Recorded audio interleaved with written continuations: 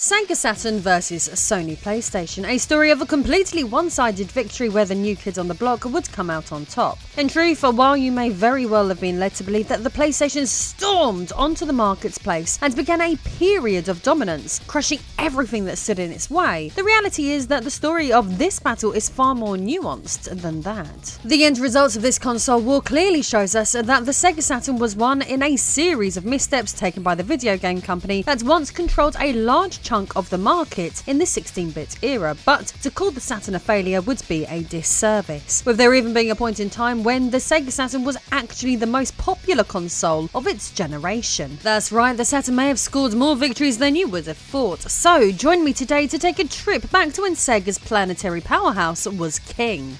So, with all that said, I am Lady Decade, and this is the time that the Sega Saturn destroyed the Sony PlayStation. The 90s console wars. It's an infamous story that has been at the heart of retellings of gaming history for decades now. Regarding finding a successor, the international branches of Sega could not reach an agreement, despite the Genesis's great success in America, largely attributed to Tom Kalinske's aggressive marketing campaigns that deviated from the parent company's strategies. By the mid-90s, the 16-bit blast processing powerhouse still felt like it had some legs left, with popular American-focused brands such as Mortal Kombat and various sports titles driving the latter days of the cartridge console. Over in Japan, on the other hand, the Mega Drive there was a bit longer in the tooth. With the obvious advent of CD-ROM based media, something Sega had found some success with thanks to the add-on for their other consoles, the Japanese corporation wanted to shift to a dedicated disc-based device. After all, what were they supposed to do? Wait for Nintendo to make one? With Nintendo not having a successor readied, the 3DO and Jaguar proving to be non-combatants, and NEC failing to find a suitable successor to their PC engine within the PCFX, Sega would be in a prime position to bring about a disc-based powerhouse. The Saturn, as the end product would be known internationally, was launched on the 22nd of November 1994 in Japan for 44,800 yen. It would hit shelves with it clearly being the dominant 32-bit console. In fact, it was the only true 32-bit console, and things were looking rosy with its launch roster, only boosted further with the Saturn receiving a version of Sega's iconic arcade hit, Virtua Fighter. The launch day saw a minimum of 170,000 Saturns sold, making it Sega's most successful release of a brand new console ever. What was even more impressive was pre-orders were sold out 2 weeks in advance, and lines for the system were hours long. It would be very difficult to argue against everything coming up Milhouse for the Saturn by this point. Nothing existed that had a chance of stopping the Saturn. Well, for 2 weeks at least.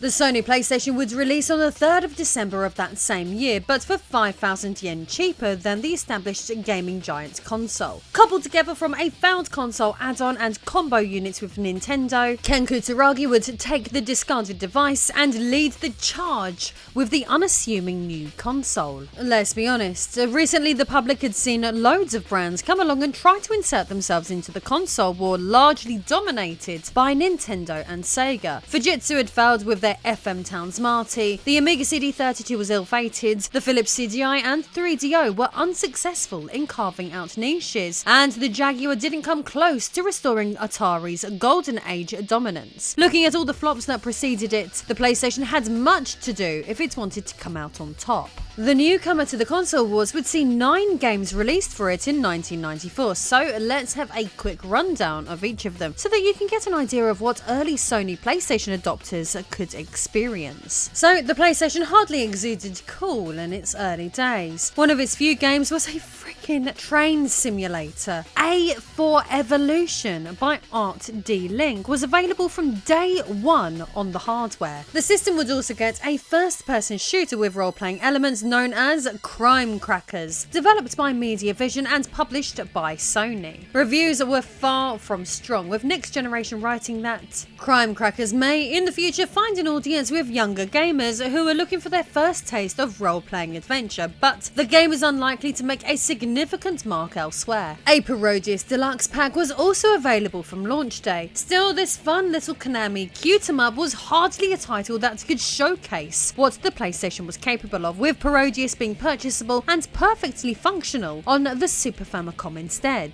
Kikuni, Masahiko, Warau, Fukei-San Pachi-Slot Hunter is a slot machine simulator with story cutscenes, serving as a video game that exists that I don't understand why anyone would even want to play it. A strong case can be made that King's Field was the best PlayStation game in 1994. This role-playing action game was played from a first-person perspective, where players navigated dungeon environments rendered in real-time 3D graphics. The problem was, though, the title was very poorly received on launch due to its difficulty and unconventional structure. Word of mouth would lead to good sales later on, and sequels being made too, but it certainly didn't assist very well with the PlayStation's launch. The early PlayStation also got Geom-Cube, a three-dimensional puzzle game based on the Tetris concept, Huma Hunter Lime Special Collection Volume 1, which is a PCFX FMV anime nonsense, the terribly uninspiring Kakenoki Shogi, and a baseball game known as GQ Powerful Pro Yakyu 95. A pretty depressing Christmas and launch lineup, to be fair.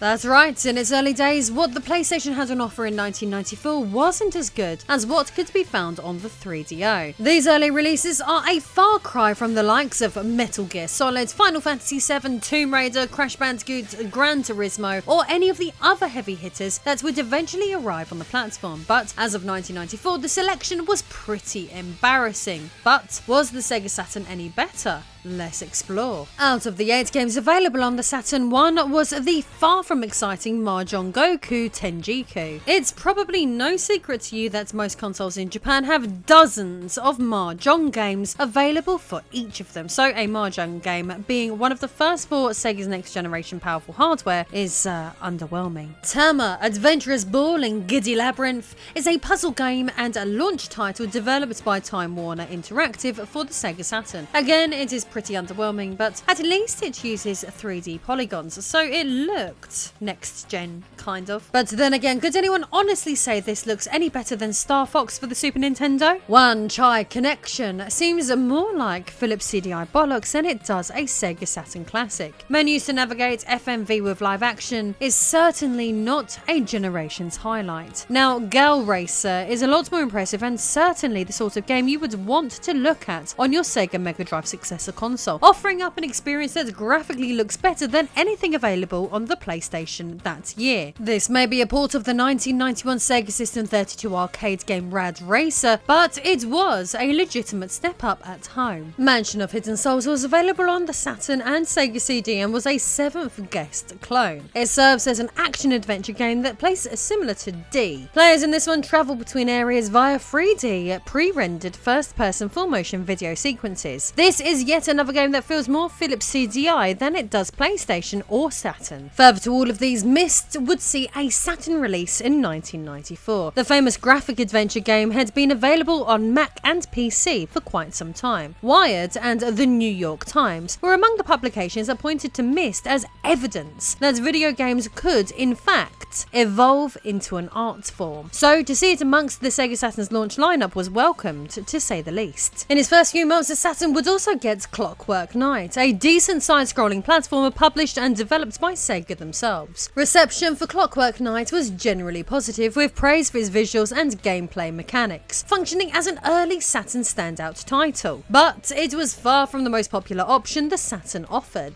This brings us to Virtua Fighter, the most impressive video game available on any console in the 1994 war between the PlayStation and Saturn. The Sega Saturn version of Virtua Fighter was a significant release for the console, showcasing its 3D capabilities. It was the first 3D fighting game to gain widespread popularity and critical acclaim. The game featured 8 playable characters, each with their unique fighting style, and offered a variety of moves, combos, and strategies. Virtua Fighter on the Sega Saturn utilized the system's hardware to deliver a relatively faithful arcade game conversion. The game managed to retain much of the graphical fidelity and gameplay mechanics. It was a landmark title for the Sega Saturn, helping to establish it as a capable platform for 3D gaming. Virtua Fighter made the Sega Saturn an exciting product right out the gate. By Christmas in 1994, 500,000 Saturns, including the V-Saturn variant, would be in consumers' hands, trouncing the 300,000 PlayStations. This would lead to a strong user base for these future classics, and these combined 800,000 units of new disc-based consoles apparently caused the sales of the Japanese variant of the 3DO to immediately hit the brakes. So with all this momentum in place, what would it be like for the Saturn going into the following year? 1995 would be when the Saturn would make its name with over 150 titles internationally, ranging from platformers, Astal and Bug, puzzlers like Baku Baku, racers like Daytona USA, shooters like Panzer Dragoon, and sequels to Clockwork Knight and Virtua Fighter, but Western developed or focused titles like NBA Jam and World Series Baseball would begin to storm the console, and the dam of the console's highlight, 2D arcade ports, would be broken with a near-perfect adaptation of X-Men Children of the Atom. By March of 1995, each company claimed to have sold around 600,000 units. It was clear come the summer of 1995 that the next generation had started. The former console powerhouses of the Mega Drive and Super Nintendo would see their last era of international dominance and eternal fight for control of kids' money.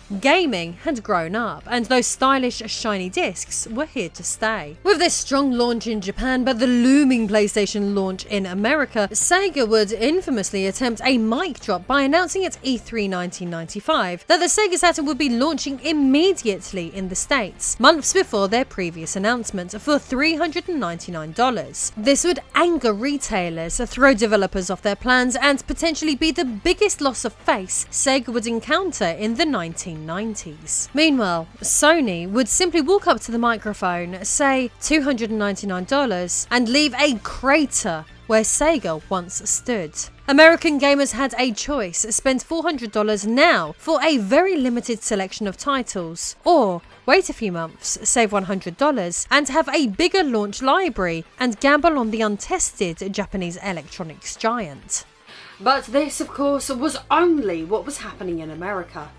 Japan did not have these problems. By mid-year, they would report 1 million units sold, quickly drop the price to 5,000 yen, and repackage with a revised and upgraded version of the 3D Brawler Virtua Fighter remix. Sony would counter with lower licensing fees and gain a lead. Still, Sega would return with a killer combo that Christmas. Virtua Fighter 2, Virtua Cop, and Sega Rally Championship would all be released in the final weeks of the year, aiding Sega's market share, boosting 20% from 12 to 32, coming in rough equivalency to the flailing Nintendo's drop from 75 to 33%. Weeks later, in spring 1996, a redesigned variant would release at 20,000 yen, bringing its incredible price lower than the aging Super Famicom, and selling 70,000 in the first 4 days. Nintendo would follow that September with the Nintendo 64, but Sega would have an established base of 3.7 million by that November, giving it a slight lead over the PlayStation. So, as you can see, we are now at spring of 1996, and the Sega Saturn is still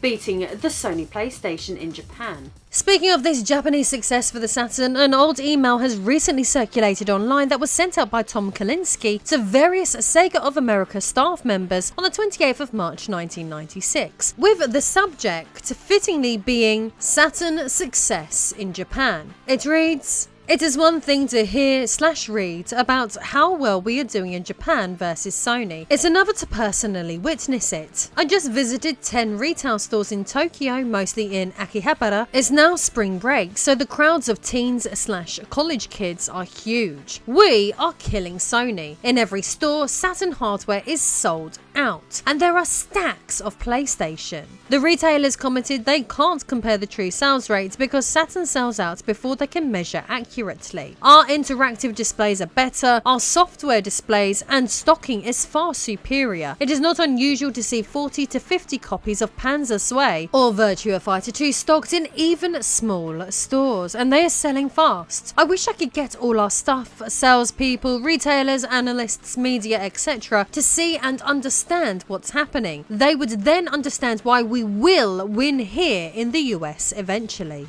Sadly, as history shows us, Sega did not win in the US or Japan either, for that matter. So what would happen that would cause the tide to turn on a console that was initially doing so well in its homeland?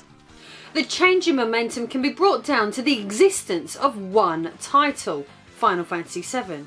Have you ever heard of it? This juggernaut of a title would not only be one of the major factors that allowed the PlayStation to overtake the Saturn, but also aid in bringing down Nintendo, one of Sony's biggest challenges, which they are still fighting today. But what of Sega? Well, when it was infamously stated in the West that the Saturn is not our future, Bernie Stolar, the company's president at the time, would quickly begin plans to secure their future. The date would be 9/9/99, complete with the release of the Dreamcast, their internet-enabled gigadisc-powered arcade powerhouse. We know that the brightest candles burn the fastest, and the Dreamcast would have an absurdly short run with amazing arcade ports and original titles, but couldn't muster up a fight against the DVD-powered PlayStation 2, leading Sega to gracefully bow out of the hardware industry and develop titles for their former competitors. But for one shining moment, or for 18 months at least, Sega's Saturn was the king of the hill and to this day has an impressive legacy in the Japanese marketplace. Speaking of which, an amazing 785 titles were exclusive to the island nation, while only nearly 300 would be available internationally. Part of this immense library would be exclusives, thanks to Sony's adverse opinion of 2D gaming at the time. As I mentioned earlier, the Saturn was a 2D beast, and many games that thrived on the console simply would not work or would be released on the PlayStation often.